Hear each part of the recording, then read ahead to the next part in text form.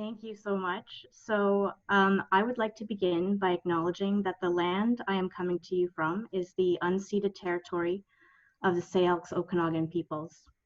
That's what we refer to here in British Columbia and in Canada generally as a land acknowledgement, and it is part of our reconciliation and reparation process that the government is undertaking with our Indigenous communities. So I'm pleased to be able to share that piece with you. And it's just for context, the way that we start all gatherings here in the province, whether it's a government level gathering or even just a gathering at work. So I think my next step here, Nalini, if I'm not mistaken, is just to get a sense from all of the breakout facilitators about what you guys had an opportunity to discuss and to get a distillation of that. Correct. So can maybe I start with my own wonderful facilitator, Natalie? Oh, bless your heart. Hi, everyone. Very excited. We had great conversation in our room, and of the two questions, I think we had an opportunity to really touch on both. I will just start with something I always say, which is knowledge does not equal understanding. And we talked about, first and foremost, the work that you do. And sometimes we're fortunate enough to work in spaces where we have knowledge. And someone in our group actually worked in an area where part of their job was really being an advocate for health, navigating the health system for individuals who had disabilities, and which would include people, Black and brown people with disabilities as well. And it's very interesting that now, having done that for so long, there's a new perspective that I actually can use this superpower that I have, not just only in the regular work context, but beyond, because I have knowledge that I can use to help other people. And we can all relate to the fact that there is a lot of anxiety when you talk about going to a doctor or dealing with a condition that you don't know about. We often don't tell the doctor the truth. I don't know why we're trying to protect the doctor, but there are also, and our opening speaker touched on some of our cultural biases, which have us figure that we need to endure more pain or we need to use home remedies. And so we cut off our experience with the doctor. We never really get into the benefits of the healthcare system, but just think about the power of being able to help someone. And we've seen this in many spaces where people out of their personal experiences tackle and really get to the nuts and bolts of a problem, and they solve it. Too many people run away from the problem solving because it's overwhelming. And so if you have a superpower like that and you can use it outside of your job, that is something that you can do today to help someone tomorrow. We also had someone in our group who had an interesting lens to share through children, and the fact that their children are actually in the healthcare field now because of a very healthy early exposure through after-school high school program that gave them the opportunity to see the state of healthcare for minorities. And so they entered the field with a passion, right? The way you enter your occupation makes a difference versus entering with passion versus entering because being a doctor means you make more money. You can be rich.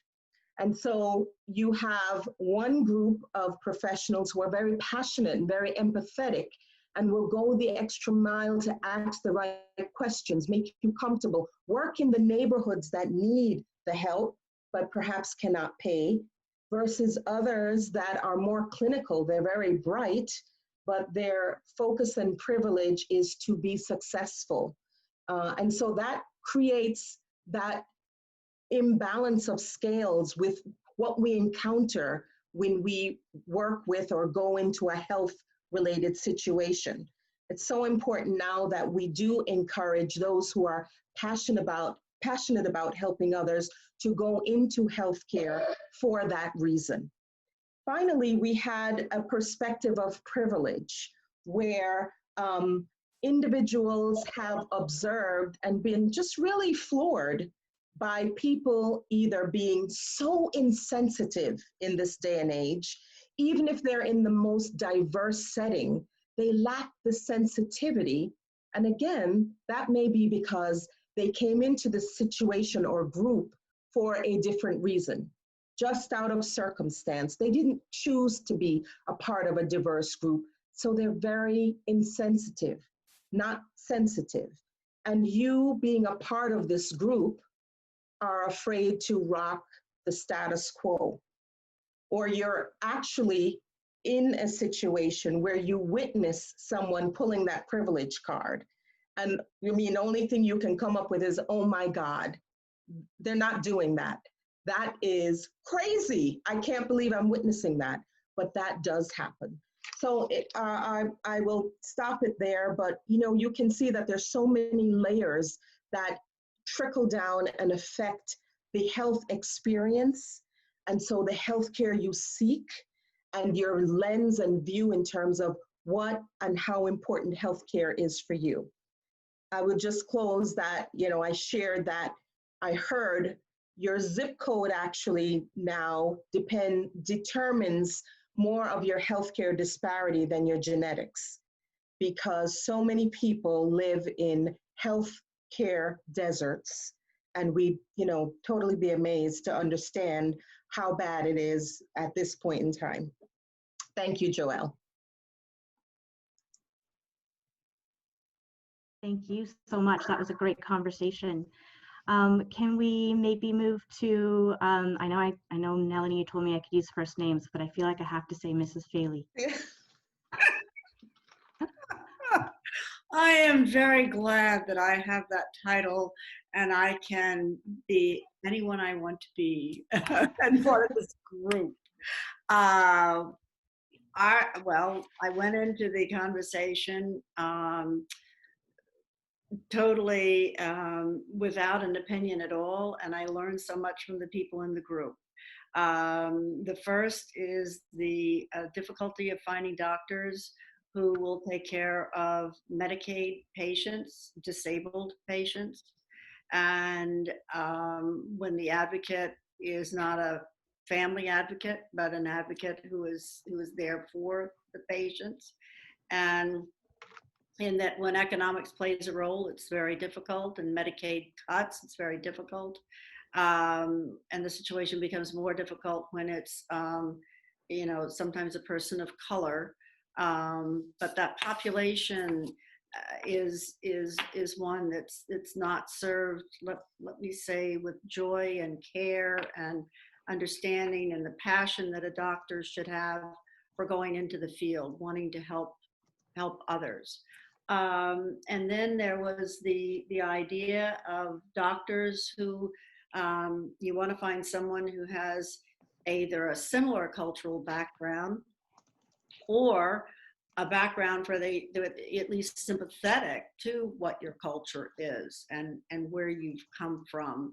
And I personally believe that that's certainly possible, but it certainly takes a really long process to find the best people to serve you. And that if someone is an immigrant coming into our country, many cases they don't even know where to go, which led to a point that was made about a person in a restaurant who was serving people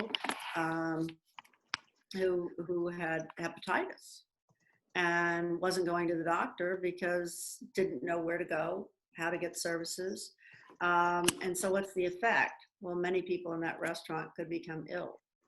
And we have to see that point when we look at public health. And I think that's a really valuable point to make, is that, public health is for everyone because it's going to protect everybody. You Yes. may have the money to pay, but if you're served by someone who doesn't and they don't get good health care, then they may, cause you to have something and you wouldn't even know. Very interesting point about COVID testing and COVID and the vaccine. And the trials are beginning. I know they are beginning. I have a son who's in the pharmaceutical industry, and the trials are beginning. And Jerome made the point that the trials should be composed of a huge, diverse group, and maybe the trials should be based on the people in the group should be selected by the groups that had the greatest deaths. So their reward is we choose them to be to agree or disagree to be part of the trial. I mean, that's a choice that someone makes to be in the clinical trials. They have to have them, but that there should be diversity in that. And for a number of reasons, that if we know, and there should be, there should be public knowledge about the groups. You have all this knowledge about who's dying and so forth, but the makeup of the clinical trials should be known to the public. But I thought that was a brilliant idea. And then it kind of really does come down to the whole idea of economics and public health, and the knowledge that public health and healthy living should be possible for everybody. Healthy food in communities should be accessible. I know that there are gardens that have fresh produce, that they take the produce to communities where they need good fresh food. And I think it ended in this very good idea, which was brought up, that being healthy is a luxury. And no, it's not a luxury. Having healthy food and being healthy is a necessity for everyone to be to be able to function with a lot of energy. So there's big room for education, a big connection between economics and medical practice. But I think if a lot of people understood how they can be affected by everyone else and what they can do to affect change, it would be, create a really good, strong sense of community. So wonderful information from my group. Thank you for educating me. Thank you so much for that. Let's move next to Fran. He's not here, so I actually had his group. Sorry, I didn't write that down. My bad. It's okay. You want to go next? Sure. I tried to fill Dr. Clifton's very large shoes, so I'll share. So in my group, we had some very interesting conversations, largely around the discrepancy between expectations and the actual experience of engaging with someone in the healthcare industry. So the expectations being on both sides, the expectations of patients feeling that, my doctor has a number of degrees. So therefore, with those degrees should come an obvious understanding of who I am, or a movement past my perceived identity, or an embracing of a dialogue with me, asking questions rather than making assumptions and zeroing in on what the presumptions are, and that eventually lead towards not the greatest, smartest healthcare decisions. And then the expectations on the other side of medical professionals towards the patients, of being able to roll with the punches of the lack of bedside manner, being able to roll with the manner in which communication is actually delivered. And healthcare professionals, whom we often look to as being icons of health and healing, not exactly wearing that necessarily along with their white coats. So it was a very interesting conversation around expectations and experience. Something else that we spoke about, which Natalie and Mrs. Faley also mentioned, have to do with being healthcare advocates and how critical it is for us ourselves, or for us to find amongst our community, whether that happens to be family or friends, to actually step in and lean on people who are not dismayed, or people who are not fearful of, or not so jaded by the healthcare system or by past experiences or childhood experiences with medical professionals, to actually step in and serve as healthcare advocates who can be assertive. And in doing so, perhaps there's an opportunity for some compassion. Perhaps there's an opportunity to see things as ignorance rather than as mean-spirited racism, and perhaps to find ways to encourage compassion in another way. And that is this: that unfortunately, when we look at illnesses, whether the illness happens to be a high blood pressure or diabetes, when the patient happens to be perhaps darker looking like myself, or something like that, the idea is, well, you created this because it was your lifestyle choices, or it was your genetics, or this is the backstory to this, and there's an immediate jump to that backstory. However, when we're talking about something such as opioid addiction, and we're talking about someone who looks exactly the opposite of me, there is a sense of immediate compassion, like what must have driven this person to indulge in this, as opposed to, how dare you eat fried chicken, versus, oh no, we feel so sorry for you that you have now become a victim of the opioid crisis. And that there are backstories, and one has a label of you did this to yourself, and the other one comes with a sense of, this is not your fault, this is the system around you. I thought that was very interesting. And in that, there's a systemic dehumanization that takes place.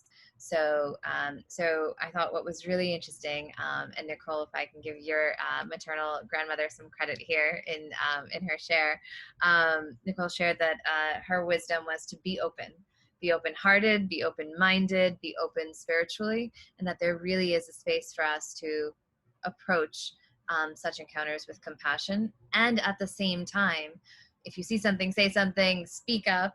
And our hope is that with the rise of attention and focus on such issues of diversity, inclusion, equity, and belonging in recent weeks and months, that perhaps the cost of speaking up will diminish, and hopefully has already started to diminish, so that people can feel more comfortable speaking up and speaking out when there is an experience of some kind of injustice, however big, however small, that there's less of a cost, so that we can all feel comfortable speaking up in the same manner that Natalie said, like, hey, there's something wrong here, or, are you sure you want to be approaching this in that way?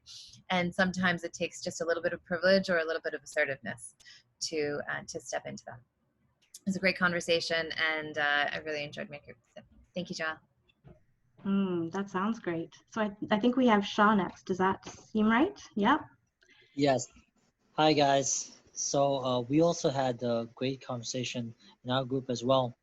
And we noticed some people had experienced, as far as seeing cultural competence and racism, and other people, they hadn't. So some have experienced this firsthand, other people have just noticed it. And one thing that we agreed upon is that it's really important to have a wide network of people. This way, first of all, it enhances your knowledge and it helps you learn different things. And one person shared their family member, what they went through. They had a handicapped family member who are African American, and they noticed that when they were at the medical facility, that the level of care just wasn't up to par, especially when the family members weren't there. And even when they were there, they noticed that things such as, asking to take a look at the patient's chart, or just accountability of the patient aides that help the patient, they noticed those things as far as the competency, it just wasn't there. So it made them think, this is when they have their family there. How about people who don't have their family members there? Imagine what they go through. And it makes people think that whether we are deserving of that good level of care. It makes people question these things when they see this in the actual settings. So that's something that definitely we have to work on, the medical profession, uh, and we hope that we can do better in that. And then we had other people that actually went to certain areas. For example, we had somebody who went to South LA on a teaching rotation, and what they noted was that there were no grocery stores. It was really more of fast food restaurants and unhealthy choices. So some communities, they don't have the basic necessities, and so there are certain issues that are, even deeper than just the medical facility or just people's health being bad. There are deeper issues that we need to look at, and one is access to healthy environments, like some of the other people mentioned. And then we had a perspective of teacher, and what they mentioned was that they noticed that in their classrooms, African American students, they were a little bit more timid, and they didn't participate, and the teacher had a tough time trying to get those students to participate. And that's a tough job for teachers as well. There's only so much that they can do. I think as a community as well, we can do better on that. Some of us that do want to help, maybe we can go to these communities, give seminars where young people can talk to younger kids and tell them the importance of participation. So tying all those things together, I feel that the first thing is awareness, being aware of these issues, um, having exposure to these things for both adults and our children. And then as far as our children go, giving them the confidence, teaching them how to be confident, teaching them participation, how important that is. We were so lucky, going to the school, some of us that we went to, that our teachers taught us that. Some of our teachers we're still friends with, and we realized those teachers had a big impact in our lives because they taught us those things. So we have to make sure that we find ways to help others feel more comfortable, and this goes for all minorities, and also making sure that we are informed and we teach other adults and children to be informed as well. And hopefully that goes a long way. Thank you, guys. Thank you so much for that. Have I missed any facilitators, or Nope, are good we job. You're good. good? Okay.